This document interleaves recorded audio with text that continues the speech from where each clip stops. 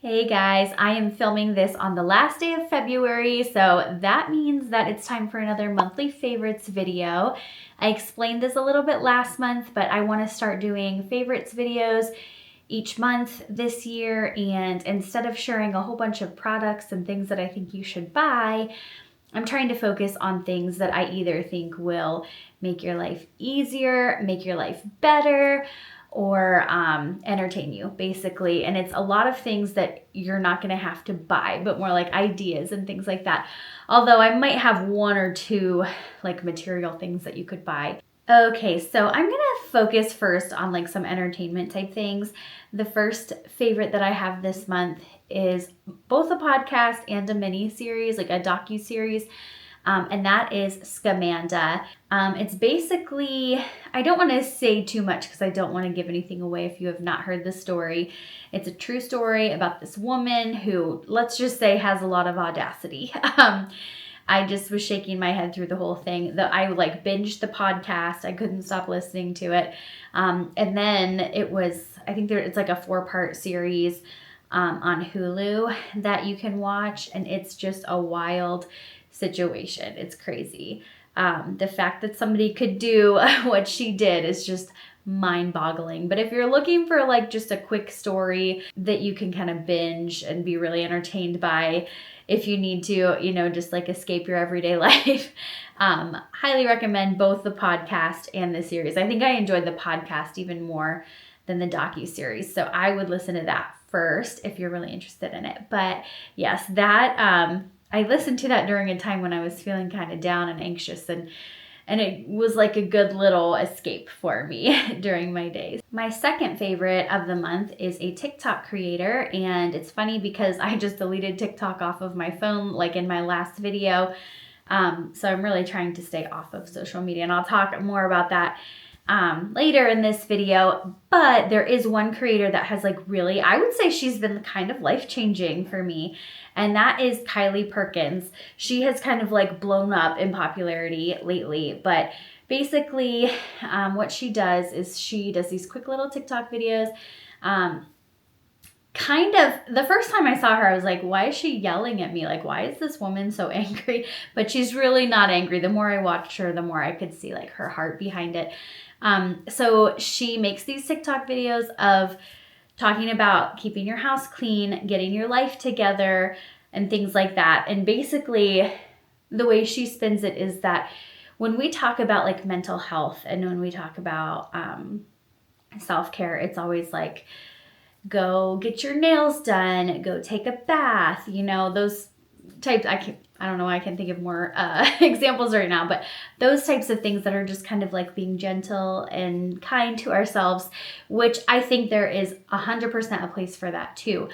But her whole thing is like, if you're struggling with your mental health, you need to like love yourself enough to get up and do something about it, and clean your house and take care of your things, because I know when you're depressed, it's hard to get up and it's really hard to do those things, but once you do, it's so good for your mental health. And I don't think she's for everybody. I feel like she could be like triggering to some people. I feel like I totally get why some people are like put off by her, and I honestly don't typically love people that are like that, that are like a little harsh in real life. But to be honest, like she's really motivating me to like get my house in order. And I feel like I'm like enjoying it. Like I really feel like it's good for me. So you might want to check her out if that's something you're interested in. Like I said, you might be totally like turned off by it, or it could be something that changes your life. So really loving her this month. My next favorite for February, and I feel like this is fitting because of Valentine's Day, and that is date nights. Luke and I don't take very many date nights at all. We don't really have like a dedicated babysitter. We just always ask our parents to watch the kids, and they're like 100% willing and so helpful.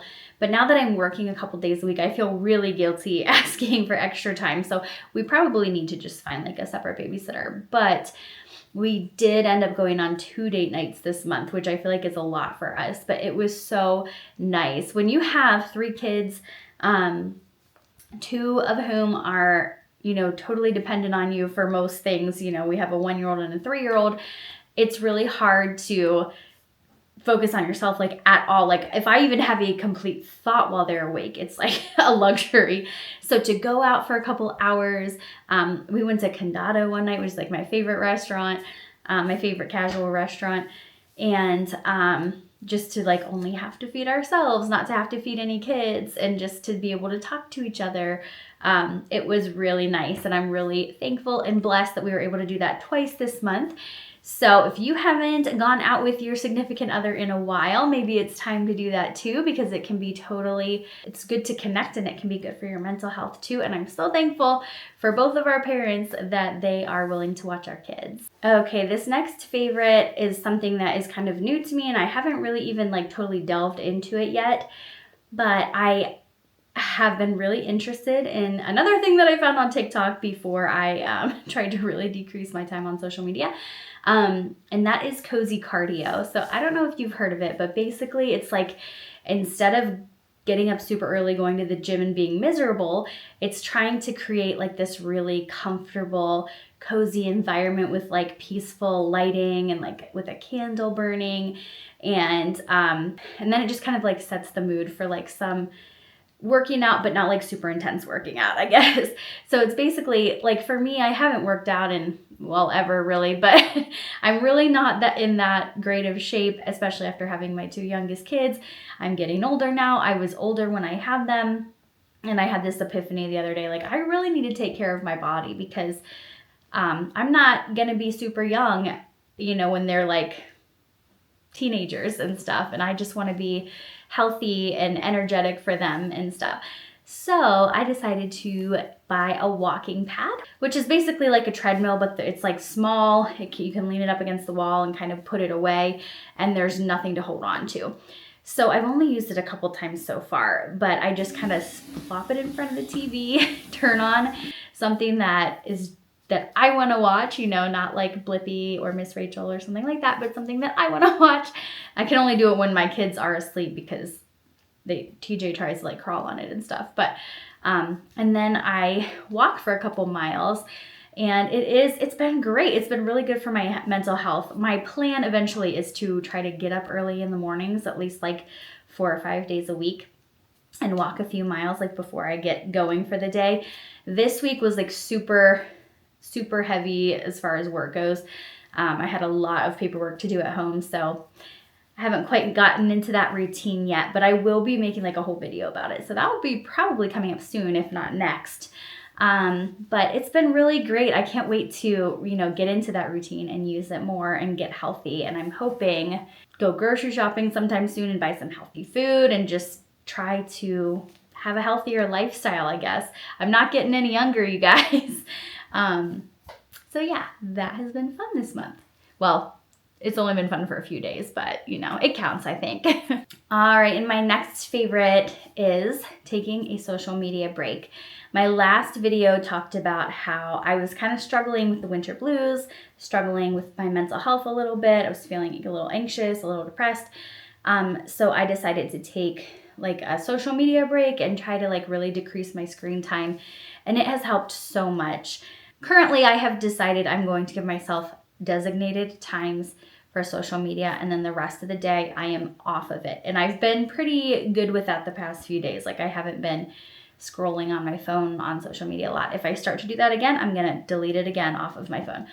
But what I decided to do is TJ is still waking up in the middle of the night multiple times. And it's hard. I hate being, it's happened to me like for the past 3 years. I've been woken up almost every single night in the middle of the night, usually multiple times. So I decided like that's going to be my social media time. While I'm rocking him back to sleep, I'm going to allow myself social media at that time, because it kind of is a nice escape. It makes me feel better. But like during the day, throughout the day, I'm staying off. And it's been a good balance. We'll see how it goes. But if you are feeling like you're having like really bad brain fog, which is how I felt, if you're feeling depressed and anxious, it might be something to try just to decrease your screen time and just be like really intentional about being mindful and just really experiencing real life and what's really going on around you. It's been great for me. It was a really great weekend last weekend when I was basically off of my phone except for, a few little things here and there. Okay, this favorite is kind of carried over from last month too. It's kind of a repeat. I don't know if I'm allowed to do that or not, but I'm going to. And that is my new job. It was a little stressful there in the beginning. My anxiety was like really high, but I've been there a month now and I'm really kind of settling in and feeling so much better. And I have for years, I've said, if I could just get like a part-time job that was about 2 days a week, I feel like that would be such a perfect balance. And that's exactly what it is. They're long, long days, but it's just 2 days a week. And I feel like that has been good for my mental health too. And I feel like that has it's been perfect. And I know we're probably still in the honeymoon phase, but like I go in 2 days a week. Those 2 days I'm like totally focused on work. I can be a professional. I can use, what I went to school for, and I can feel like I'm making a difference. I'm a speech language pathologist. So, it is like a really rewarding job working with, and it's a pediatric, outpatient therapy clinic. So it's all little kids, and it is a rewarding job. It makes me feel good. And then I do that all day, and then for 2 days, and then when those days are over, I get to come home, and for three other weekdays plus the weekend, I get to just focus on being a mom. And I kind of had an epiphany this month because I have struggled, and I feel like so many moms struggle when you're at home taking care of your kids, whether you're a stay-at-home mom or whether you work at home part-time.